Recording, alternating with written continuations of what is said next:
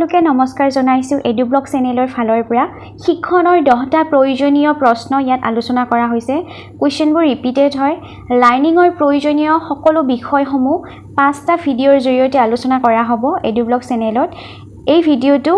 শিক্ষণৰ প্ৰথম ভাগ first question activities based learning means অৰ্থাৎ কাৰ্যৰ জৰিয়তে শিক্ষণে কি বুজায় হেইটো সুধিছে অপচনবোৰত আছে learning through exercise learning through practice learning by doing আৰু অপচন ডি আছে নান অফ দা এফব আমাৰ ইয়াৰ শুদ্ধ উত্তৰ হ'ব option C learning by doing আৰু এই লাৰ্নিং বাই ডুইং ধাৰণাটো আমাক দিছিল আমেৰিকান দাৰ্শনিক জন ডুৱে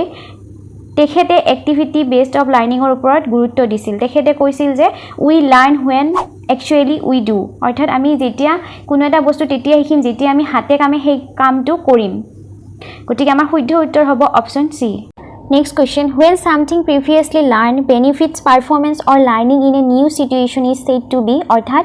যিকোনো ক্ষেত্ৰত আমি আগতে শিকা এটা কামৰ বেনিফিটে আমাক নেক্সট যেটো আমি কাম শিকিম তাৰ ক্ষেত্ৰত আমাৰ কেনেকুৱা ধৰণৰ পৰিস্থিতিৰ সৃষ্টি কৰিব বা হেইটো শিক্ষণক আমি কেনেকুৱা ধৰণৰ শিক্ষণ বুলি ক'ব পাৰো কেনেকুৱা ধৰণৰ ট্ৰান্সফাৰ শিক্ষণ বুলি ক'ব পাৰো বা শিক্ষণৰ স্থানান্তৰকৰণ বুলি ক'ব পাৰো হেইটো দিছে অপচনসমূহ দিয়া আছে positive transfer of learning negative transfer of learning zero transfer of learning আৰু অপচন ডি দিয়া আছে none of the above positive transfer of learning হলে কি হ'ব যেতিয়া আমি আগতে শিকি আহা অভিজ্ঞতা আমাক নতুন এটা বিষয়ত পিছত আমাক শিকোৱাতে কি কৰিব হে আগৰ অভিজ্ঞতা আমাক সহায় কৰিব ইয়াক আমাক ইতিবাচক স্থানান্তৰকৰণ বা পজিটিভ ট্ৰান্সফাৰ বুলি কম শিক্ষণৰ ক্ষেত্ৰত আৰু আমাৰ প্ৰশ্নটোতো হেইটো সুধিছে যে আগতে আমি শিকি আহিছো তাৰে হেখিনি আমাৰ কি হৈছে বেনিফিশিয়াল হৈছে নেক্সট এটা শিক্ষণ কাৰ্যত গতিকে আমাৰ শুদ্ধ উত্তৰ হ'ব option A positive transfer of learning option B যেটো কৈছে নেগেটিভ ট্ৰান্সফাৰ অফ লাৰ্নিং এনেকুৱা ক্ষেত্ৰত হ'ব য'ত আগৰ শিক্ষণ অভিজ্ঞতাই আমাক নেক্সট যেতিয়া আমি হিটো শিকিম সেই ক্ষেত্ৰত আমাৰ বাধা জন্মাব পাৰে আমি যদি এক্সাম্পল দিও তেতিয়া কি হ'ব পাৰে আমি একেলগে দুটা ভাষা শিকি আছো আৰু দুয়োটা ভাষাৰ ক্ষেত্ৰত কি হ'ব স্বৰধ্বনি আৰু শব্দ উচ্চাৰণৰ মাজত যদি আমাৰ পাৰ্থক্য থাকে তেতিয়া এটা শিক্ষণে আন এটা শিক্ষণৰ ক্ষেত্ৰত কি দেখিব বাধা দিব আয়ত্ত কৰাৰ ক্ষেত্ৰত বাধা দিব গতিকে হেইটো হ'ব নেগেটিভ ট্ৰান্সফাৰ তাৰ পাছত দিয়া আছে জিৰো ট্ৰান্সফাৰ কেতিয়া হ'ব কোনো যেতিয়া যিকোনো সময়ত এটা বিষয় শিক্ষা বা ক্ৰিয়া অভিজ্ঞতা আনটো বিষয় শিক্ষণৰ বাবে সহায়কাৰী হৈ উঠিব পাৰিছে নে নাই হেইটো আমি কি কৰিব নোৱাৰিম ধৰিব নোৱাৰিম স্পষ্ট ৰূপত ধৰিব নোৱাৰিম তেতিয়া হেইটো কি বুলি কোৱা হ'ব জিৰো ট্ৰান্সফাৰ বুলি কোৱা হ'ব অৰ্থাৎ মই কোনো এটা কাম শিকিলো সেই কামটোৰ পিছত মোৰ যিকোনো এটা কাম শিকোতে সেই কামটোৰ প্ৰভাৱ কেনেকুৱা ধৰণৰ পেলাইছে পজিটিভ নে নেগেটিভ হেইটো আমি যেতিয়া ধৰিব নোৱাৰিম তেতিয়া শিক্ষণৰ ক্ষেত্ৰত হেইটো শূন্য স্থানান্তৰকৰণ বা জিৰো ট্ৰান্সফাৰ বুলি কোৱা হ'ব গতিকে আমাৰ ওপৰৰ কোৱেশ্চনটো হিচাপে আমাৰ শুদ্ধ এনসাৰ হ'ব পজিটিভ ট্ৰান্সফাৰ অফ লাৰ্নিং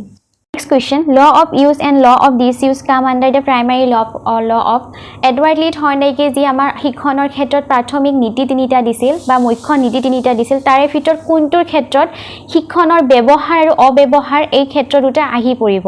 অপচনসমূহ দিয়া আছে law of readiness law of exercise law of practice আৰু অপচন ডি দিয়া আছে none of the above আৰু আমাৰ শুদ্ধ উত্তৰ হ'ব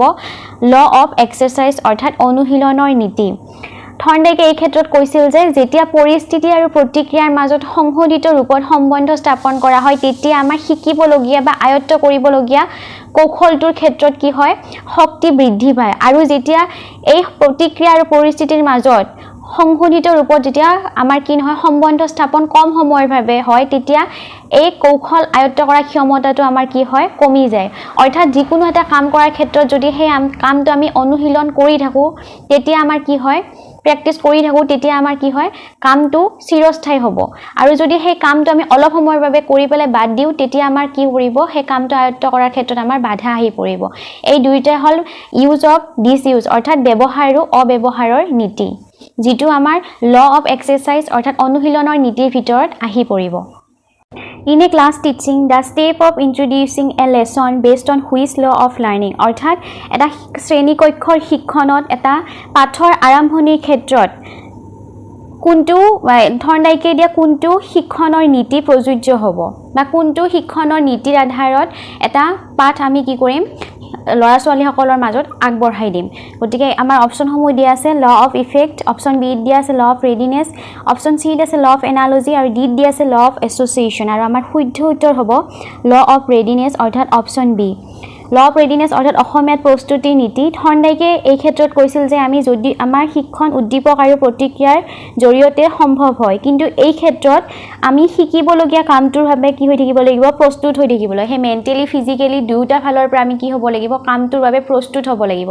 যদি আমি কামটোৰ কাৰণে আমি আগতীয়াকৈ প্ৰস্তুত হয় তেতিয়া আমি কামটো ভালদৰে আয়ত্ত কৰিব পাৰিম অৰ্থাৎ ইয়াৰ ফলাফল কি হ'ব পজিটিভ হ'ব আৰু যদি আমি কামটোৰ বাবে কি নহওঁ প্ৰস্তুত হৈ নাথাকো তেতিয়াহ'লে ইয়াৰ পৰিণাম সদায় কি হ'ব বিফল হ'ব অৰ্থাৎ আমি শিক্ষণটো যিমান সময়ত বা যেনে ধৰণে আমি আয়ত্ত কৰিব লাগে সেই কৌশলটো আমি কি কৰিব নোৱাৰিম আয়ত্ত কৰিব নোৱাৰিম সেইকাৰণে শ্ৰেণী কক্ষত সদায় নতুন পাঠ এটা যেতিয়া আমি ল'ৰা ছোৱালীসকলৰ মাজলৈ লৈ যাম তেতিয়া আমি কি কৰিব লাগিব নিজেও এজ এ টিচাৰ হিচাপে আৰু ষ্টুডেণ্টখিনিক আমি সেই পাঠটোৰ বাবে আগতীয়াকৈ কি কৰিব লাগিব যুগুত কৰিব লাগিব গতিকে আমাৰ শুদ্ধ এনসাৰ হ'ব option B law of readiness next question who is the father of modern learning theory অৰ্থাৎ মডাৰ্ণ আধুনিক শিক্ষণ পদ্ধতিৰ পিতৃ বুলি কাক জনা যায় আমাৰ শুদ্ধ উত্তৰ হ'ব অপশ্যন ডি পেভলভক জনা যায় the father of modern learning theory John B ৱাটছনক আমি জানোৱে আচৰণবাদৰ জনক বুলি কোৱা যায় তাৰপিছত জিন পিয়াজেক জনা যায় শিশু মনোবিজ্ঞানৰ পিতৃ বুলি আৰু ভৈগস্কিক জনা যায় ছ'চিঅ' কালচাৰেল যিহেতু তেখেত এটা ছ'চিঅ' কালচাৰেল থিয়ৰী দিছিল খুব প্ৰয়োজনীয় সেই থিয়ৰীৰ বাবে তেখেতক জনা যায় গতিকে আমাৰ এইটো প্ৰশ্নৰ শুদ্ধ উত্তৰ হ'ব Ivan Pavlov According to Thorndike, the term association was modified later as অৰ্থাৎ থৰ্ণডাইকৰ মতে যিটো টাৰ্ম এছ'চিয়েশ্যন আছে সেইটো পিছত কি বুলি মডিফাই কৰা হ'ল সেইটো সুধিছে ইয়াৰ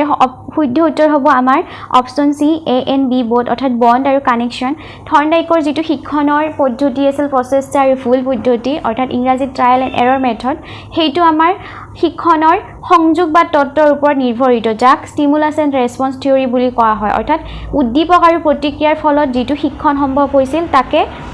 সংযোগবাদ তত্ত্ব বুলি জনা যায় আৰু সেইকাৰণে পিছত এই দুয়োটা ল এছ'চিয়েশ্যনৰ সলনি বণ্ড আৰু কানেকশ্যন এই দুয়োটা বস্তু বুলি কোৱা হয় কাৰণ ষ্টিমুলাছ আৰু ৰেছপন্স থিয়ৰীক দুয়োটা বস্তুৰ কানেকশ্যনৰ ফলত হৈছিল সংযোগৰ ফলত হৈছিল যাৰ কাৰণে এই থিয়ৰীটোক বণ্ড থিয়ৰী বুলিও জনা যায় আৰু নাইবা এছ আৰ থিয়ৰী বুলিও জনা যায় আৰু এই তত্ত্বটোৰ ওপৰতে প্ৰতিষ্ঠিত হ'ল প্ৰচেষ্টা আৰু ভুল পদ্ধতি trial and error method which of the following factors influence the learning অৰ্থাৎ শিক্ষণৰ প্ৰক্ৰিয়াত তলৰ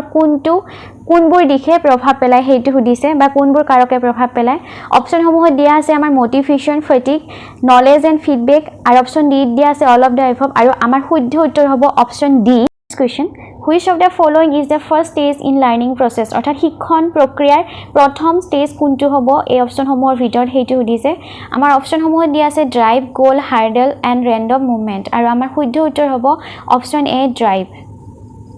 বা আমি ইনষ্টিং বুলিও ক'ব পাৰোঁ হোৱাট ইজ দ্য আদাৰ name of trial and error theory অৰ্থাৎ ট্ৰায়েল এণ্ড এৰৰ থিয়ৰীক আন এটা কি নামেৰে জনা যায় সেইটো সুধিছে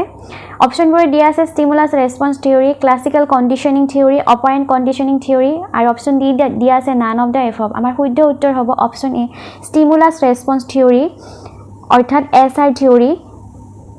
ট্ৰায়েল এণ্ড এৰৰ মেথড যিটোক এছ আৰ থিয়ৰী বুলি কোৱা যায় ষ্টিমুলাছ অৰ্থাৎ উদ্দীপক ৰেছপন্স অৰ্থাৎ প্ৰতিক্ৰিয়া উদ্দীপক আৰু প্ৰতিক্ৰিয়াৰ ফলতে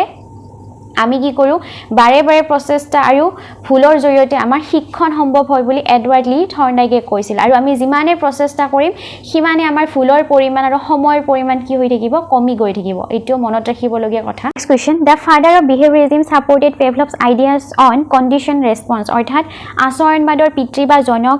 যিজনে কি কৰিছিলে আইভান পেভলভৰ যিটো শিক্ষণৰ ক্ষেত্ৰত পদ্ধতি আছিল বা ধাৰণা আছিল অনুবন্ধন পদ্ধতি তেখেতে তাত এটা কণ্ডিশ্যন ৰেছপন্সৰ কথা উল্লেখ কৰিছিল গতিকে কোনে সমৰ্থন কৰিছিল যিহেতু ফাদাৰ অফ বিহেভিয়ৰিজম দিয়া আছে অৰ্থাৎ আচৰণবাদৰ জনক বা পিতৃ আৰু আমি জানোৱে আচৰণবাদৰ জনক বা পিতৃ ৱাটছনক কোৱা হয় জে.বি. ৱাটছন গতিকে আমাৰ শুদ্ধ উত্তৰ হ'ব ৱাটছন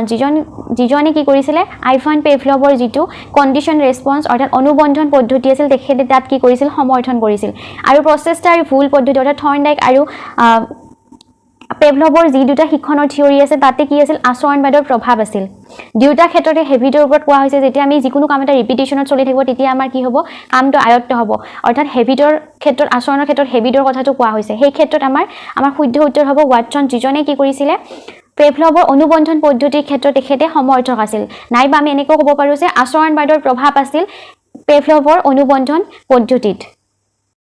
আজিলৈ ইমানেই এতিয়ালৈকে এডুব্লগ চেনেলটি যদি সাবস্ক্ৰাইব কৰা নাই সাবস্ক্ৰাইব কৰিব লাইক কৰিব আৰু যিমান পাৰে শ্বেয়াৰ কৰিব শেষত সকলোৰে মংগল হওক তাৰে কামনা কৰিছোঁ ধন্যবাদ